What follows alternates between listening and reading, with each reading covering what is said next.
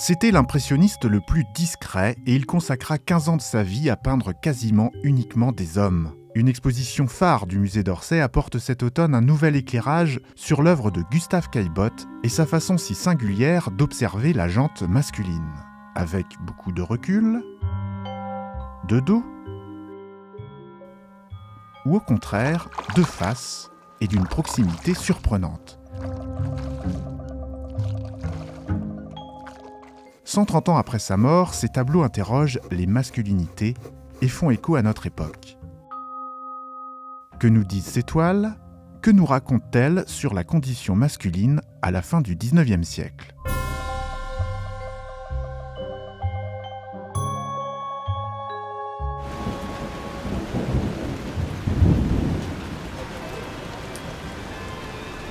Le plus discret des impressionnistes a connu un regain d'intérêt tardif. Ce n'est que dans la seconde moitié du XXe siècle qu'il gagne en notoriété. On met alors en avant son sens du cadrage et ses angles audacieux. Gustave Caillebotte semble regarder le monde à travers un objectif, comme un cinéaste avant l'heure.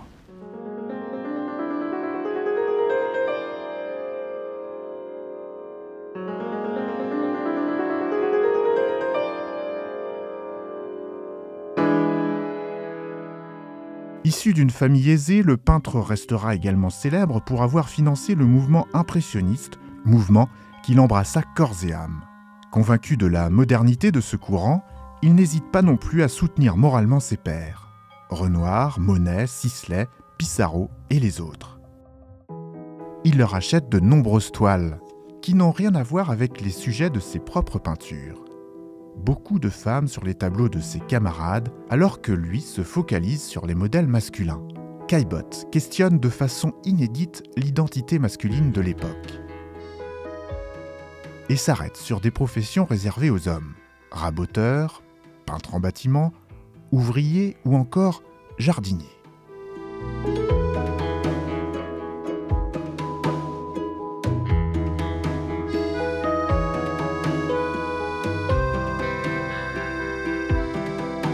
Le peintre se focalise également sur des scènes de rue, espace réservé aux hommes à l'époque.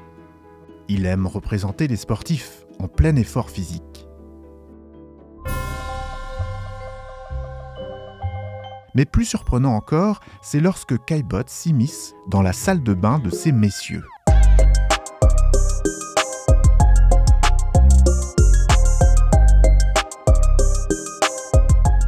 Il étudie alors la nudité masculine avec la même impudeur qu'un Degas sonde la nudité féminine.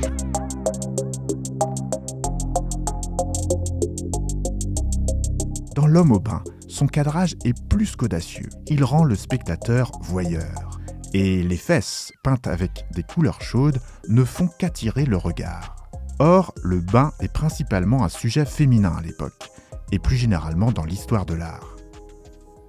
Mais alors, à qui s'adresse cette charge érotique évidente? Aux femmes de l'époque, alors peu autorisées à manifester leurs désirs contrairement aux hommes? Ou bien cette représentation s'adresse-t-elle aux hommes?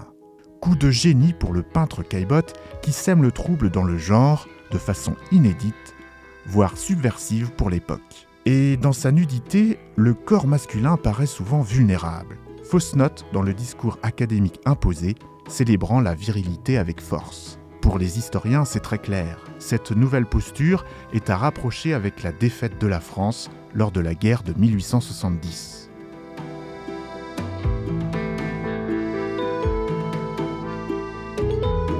Caillebotte va aussi mettre en scène volontairement ou non les rapports de domination homme-femme dans une société forgée par le patriarcat.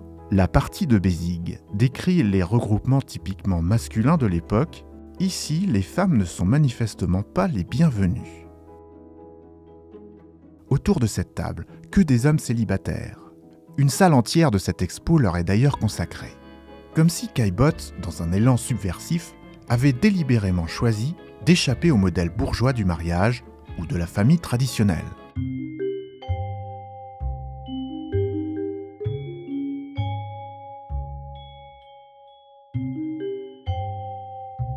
Et que nous disent alors les tableaux de femmes peints par Caillebotte? Le choc est quelque peu différent. Avec ce nu sur un canapé, ici, le modèle cache en partie ses seins, mais son pubis apparaît comme le point focal du tableau. Même sexualisation radicale dans ce nu féminin, pourtant très rare chez Caillebotte, 2 tableaux seulement sur les 500 qu'il a produits. D'autres représentations féminines nous disent à quel point le peintre était à rebours des tendances. Ici, les femmes sont austères, habillées de vêtements sombres, peu érotisées, contrairement aux représentations très colorées et pleines de charme des autres peintres impressionnistes.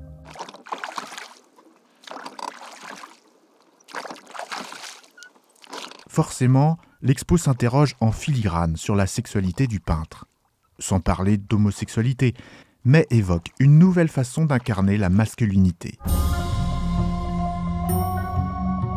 La sensibilité du peintre se révèle au fil des toiles, mais demeure malgré tout énigmatique puisque Caillebotte est resté très secret sur sa vie privée et a laissé peu d'archives. Et c'est peut-être mieux ainsi. Les véritables arguments du peintre sont sa peinture, disait Pissarro, le camarade de Caillebotte.